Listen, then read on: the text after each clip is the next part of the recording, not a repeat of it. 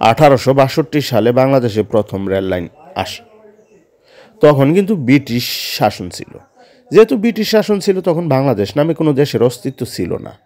তখন ভারত, বাংলাদেশ, পাকিস্তান সব মিলাইয়া ভারত উপমহাদেশ নামে একটা দেশ ছিল, বা ব্রিটিশ ভারত বলা যেত।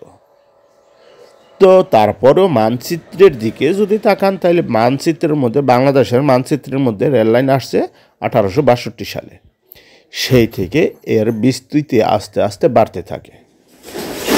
বাড়তে বাড়তে এখন মোটামুটিভাবে বাংলাদেশের অধিকাংশ ডিস্ট্রিক্ট রেলওয়ে নেটওয়ার্কের আওতায় চলে আসছে। তারপরেও কিন্তু অনেক ডিস্ট্রিক্ট বাংলাদেশ রেলওয়ের নেটওয়ার্কের আওতার বাইরে রয়ে গেছে। এখন বাংলাদেশের অধিকাংশ মানুষ রেলে বা ট্রেনে ভ্রমণ করতে কিন্তু খুব আনন্দ পায়, খুব ভালোবাসে। এর একটা কারণও আছে। এর কারণটা কি জানেন?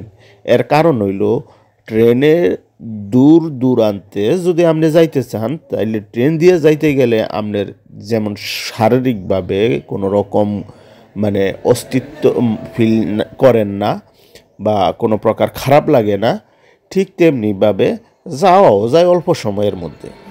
তবে বাংলাদেশের ট্রেন বলতে কথা, লাইনের মধ্যে সামান্য একটু সমস্যা হইলে কত কি সমস্যা যে হয়, কত দেরি যে হয়। এই যে সেদিনকা আমি গেছিলাম ডাহা, কিন্তু ডাহা যাওয়ার পথে ট্রেন কিন্তু পুবাই নেই যে আইছে গো, ঘন্টার পর ঘন্টা চলে যায়, ট্রেন আর ছাড়ে না। সমস্যা কি? খোঁজ নিয়ে দেখি টঙ্গী স্টেশনের ওইখানে একটা মালগাড়ি মানে লাইনচ্যুত হয়েছে মানে লাইনের নিচে আর কি চাক্কা ফুরে গেছে গা। এইটা উড়াইতে যে 5 ঘন্টা দেরি হয়েছে, 5 ঘন্টায় পুরা রেল লাইনের মধ্যে রেল চলাচল বন্ধ আছে। আচ্ছা কোন এই বোকান থেকে সহ্য করা যায়? হ্যাঁ বন্ধুরা, ট্রেনে চলতে গেলে এই একটা সমস্যায় পড়তে পারেন। এটা হয়তো বা বছরে 2-4 দিন হয়ে থাকে। তাছাড়া কিন্তু ট্রেন সাধারণত সময় মতোই চলে।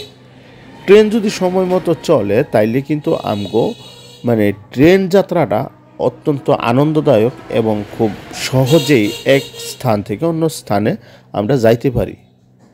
যাদের বাড়ির আশেপাশে বা যাদের ডিস্ট্রিক্টের আশেপাশে মানে রেল লাইন আছে, তারা কিন্তু এক ডিস্ট্রিক্ট থেকে অন্য ডিস্ট্রিক্ট বা বিভিন্ন বাণিজ্যিক শহরগুলোতে যাওয়ার জন্য ট্রেনকেই প্রথম বাহন হিসাবে বাইছা নেয়।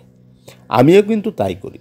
ঢাকা গেলেও ট্রেন ধরি, চিটাং গেলেও ট্রেন ধরি, সিলেট গেলেও ট্রেন ধরি, খুলনা গেলেও ট্রেন ধরি, রংপুর, দিনাজপুর, গাইবান্ধা ওই দিকে গেলেও এই ট্রেনেই যাতায়াত করি।